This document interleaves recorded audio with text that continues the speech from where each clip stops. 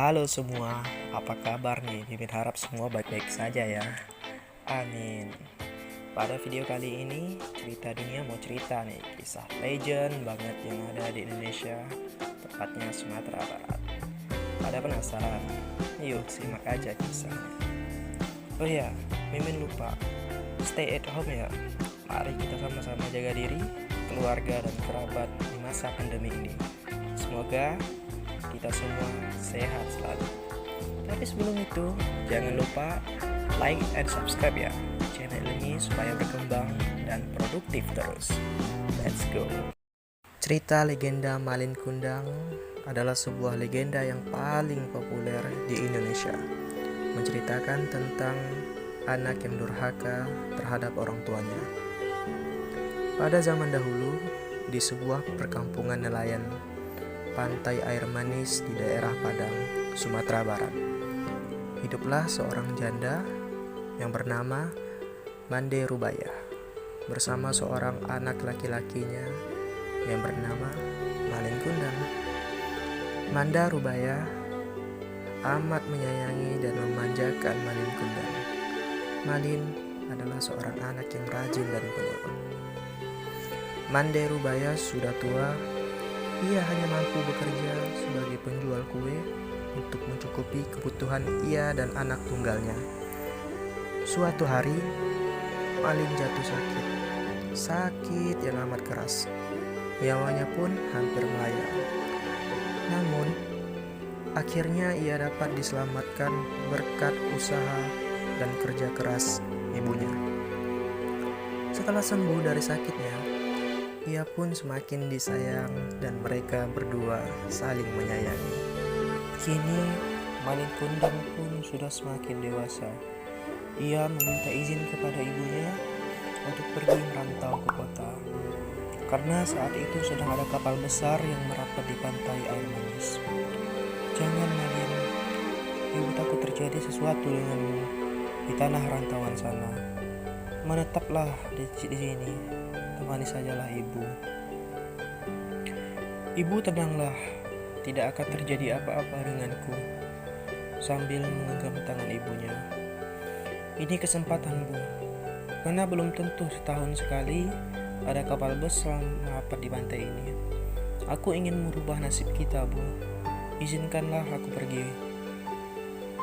Baiklah, ibu akan mengizinkan. Cepatlah kembali nak. Ibu akan selalu menunggumu. Meski dengan berat hati, akhirnya Mande Rubaya mengizinkan anaknya pergi. Kemudian Malin dibekali dengan nasi sebungkus daun pisang sebanyak 7 bungkus. Untuk bekalmu di perjalanan, katanya, sambil menyerahkannya pada Malin Kundang. Setelah itu berangkatlah Malin Kundang ke tanah rantauan, meninggalkan ibunya sendirian. Hari demi hari terus berlalu. Hari yang sangat terasa lambat bagi Mande Rubaya. Setiap pagi dan sore, Mande Rubaya memandang ke lautan. Sudah sampai manakah kamu berlayar nak? Tanyanya dalam hati sambil terus memandang lautan. Ia selalu mendoakan anaknya agar selalu selamat dan cepat kembali. Beberapa waktu kemudian, jika ada kapal yang datang merapat, ia selalu menanyakan kabar tentang anaknya. Apakah kalian melihat anakku, Malin Kundang? Apakah dia baik-baik saja? Dan kapan dia akan pulang? Tanyanya. Namun setiap ia bertanya kepada awak kapal maupun nahkoda, tidak pernah mendapatkan jawaban. Malin tidak pernah menitipkan barang ataupun pesan apapun kepada ibunya. Beberapa hari kemudian, tampak dari kejauhan kapal yang sangat megah dan indah berlayar menuju pantai. Orang kampung pun berkumpul. Mereka mengira kapal itu milik seorang sultan ataupun seorang pangeran. Mereka menyambutnya dengan gembira. Belum sempat para sesepuh kampung menyambut, ibu Malin terlebih dahulu menghampiri Malin. Ia langsung memeluk erat. Ia takut kehilangan anaknya lagi. Malin anakku, kau benar anakku kan? Katanya menahan isak tangis karena gembira. Mengapa begitu lama kau tidak memberi kabar? Malin terkejut karena dipeluk wanita tua renta yang berpakaian compang-camping itu. Ia tak percaya bahwa wanita itu adalah ibunya. Sebelum dia sempat berkata, istrinya yang cantik itu meludahi sambil berkata, "Wanita jelek inikah ibumu? Mengapa dahulu kau berbohong kepadaku?" Ucapnya sambil sinus. "Bukankah dulu kau katakan bahwa ibumu adalah seorang bangsawan yang sederajat denganku?" Mendengar kata-kata pedas istrinya, Malin Kundang pun langsung mendorong ibunya sehingga terguling ke pasir. "Wanita gila, aku bukan anakmu," ucapnya dengan nada yang kasar. Manderubaya tidak percaya akan perlakuan anaknya. Orang yang melihatnya ikut terpana dan kemudian pulang ke rumah masing-masing. Manderubaya pingsan dan terbaring sendiri. Ketika ia sadar, hatinya perih dan sakit. Lalu tangannya ditadahkannya ke langit. Ia kemudian berdoa dengan hati yang pilu, "Ya Tuhan, kalau memang dia bukan anakku, aku memaafkan perbuatannya tadi. Tapi kalau memang dia benar anakku yang bernama Malin Kundang, aku mohon keadilan-Mu ya Tuhan," ucapnya pilu sambil menangis. Tak lama kemudian cuaca di tengah lautan yang tadinya cerah mendadak berubah menjadi gelap. Hujan tiba-tiba turun dengan teramat lebat. Tiba-tiba datanglah badai yang sangat besar menghantam kapal Malin Kundang. Lalu sambaran petir yang menggelegar. Jika itu sudah kapal hancur berkeping-keping, kemudian terbawa ombak hingga ke lautan.